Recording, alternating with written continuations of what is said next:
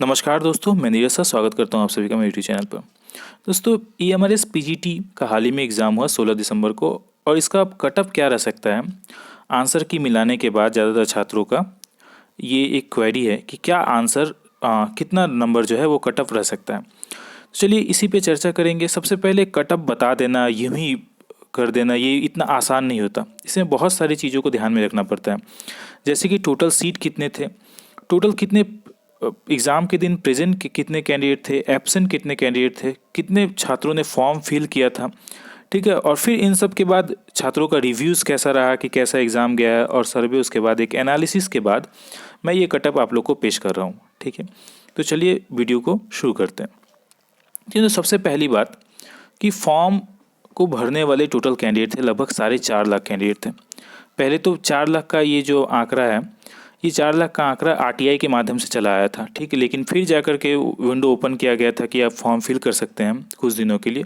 तो उसके बाद ऐसा मान के चला जा रहा है कि 50,000 कैंडिडेट तो फॉर्म भर दिए होंगे। इसका मतलब कि 4.5 lakh candidate total form fill किए थे। टोटल फॉर्म फिल कितना हुआ था? 4.5 लाख कैंडिडेट का टोटल फॉर्म फिल हुआ, ठीक है।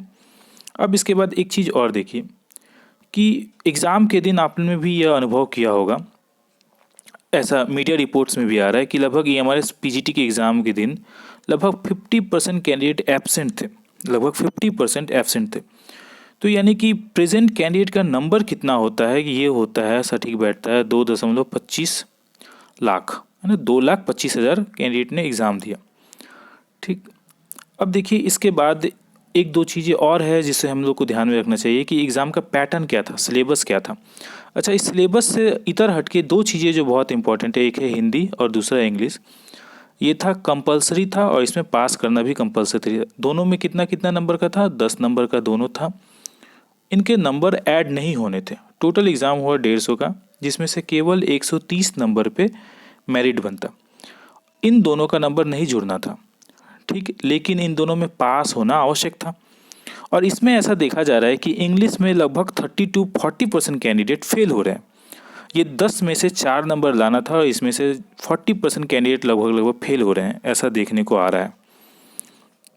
तो अगर 40% कैंडिडेट इंग्लिश में फेल हो रहे हैं, इसका मतलब ये है कि उनका कॉपी आगे चेक ही नहीं होगा। सिर्फ पहले हिंदी और इंग्लिश ही देखा जाएगा, और इसमें कोई फेल होता है तो आगे उनका कॉपी चेक नहीं किया जाएगा।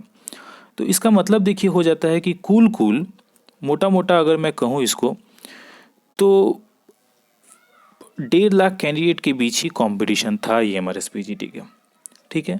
अब देखिए, अब हम देखते हैं कि कितने सीट थे PGT का टोटल EMRS में। यहाँ देखिए, यहाँ ये आंकड़ा ऑफिशियल नोटिफिकेशन से ही लिया गया। PGT की टोटल सीट है 2,266, ठीक है। यहाँ पे सभी कोटा वाइज मैंने एक एक चीज़ का निकाल के दिखा, एक एक कैटेगरी का, सभी का कोटा वाइज जो है, UR का, EWS का 10%, OBC NCL का 27% है, SC का 15%, ST का 7.5%। ये बहुत सही हिसाब से लगा के यहाँ पे कैटेगरी वाइज दिया गया है, ठीक है। तो अब इन सब चीज़ों को देखने के बाद, ध्यान में रखने के बाद, मैंने एक टेलीग्राम सर्वे किया जिसमें काफ़ी कैंडिडेट ने बढ़ चढ़ कर हिस्सा लिया। उस आधार पे मैं आपको फाइनल कटअप बता रहा हूँ। देखिए, तो ये है फाइनल कटअप जो रह सकता है। इन सभी चीज़ों को ध्यान में रखने के बाद, रिव्यूज़ को ध्यान में रखने के बाद, अच्छा, इसके बाद एक और चीज़ मैं यहाँ पे आप लोग का ध्यान आकर्षित करना चाहूँगा कि क्वेश्चन पेपर में काफ़ी मैनेजमेंट के साथ क्वेश्चन पेपर बनाया गया था। जैसे कि अब PGT हिंदी का क्वेश्चन पेपर अगर आप देखें तो जो सब्जेक्ट स्पेसिफिक ग्रुप था, वहाँ पे उस क्वेश्चन को ईजी रखा गया था, ईजी टू मॉडरेट कह सकते हैं आप, ठीक।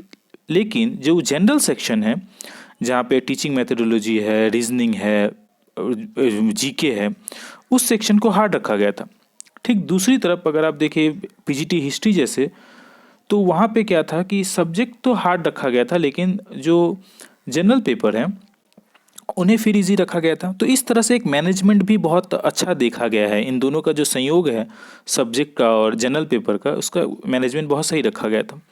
इन सभी आधारों पे ये कटअप जो है ये निकाला गया है। तो देखिए ये क्या बैठ रहा है, UR का 85+, ठीक है। 85+, 85 से कम मुझे नहीं लगता। जितना भी सर्वे लिया गया, टेलीग्राम पे भी मैंने जो देखा कि 85+ जो है UR का रहेगा, उससे कम बहुत कम उम्मीद है। उससे ज़्यादा हो सकता है, 87 हो, 88 हो सकता है, पर इससे कम बहुत कम उम्मीद है।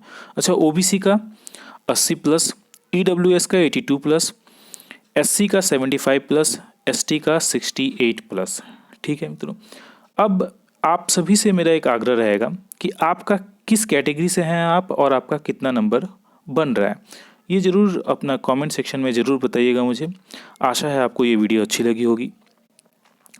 अगर वीडियो अच्छी लगी हो तो चैनल को सब्सक्राइब ज़रूर कीजिएगा और अपने दोस्तों को भी बताइएगा ताकि वो भी, उनका भी एक फीडबैक आ सके और बेहतर तरीके से इसे आपके समक्ष पेश किया जाए। धन्यवाद।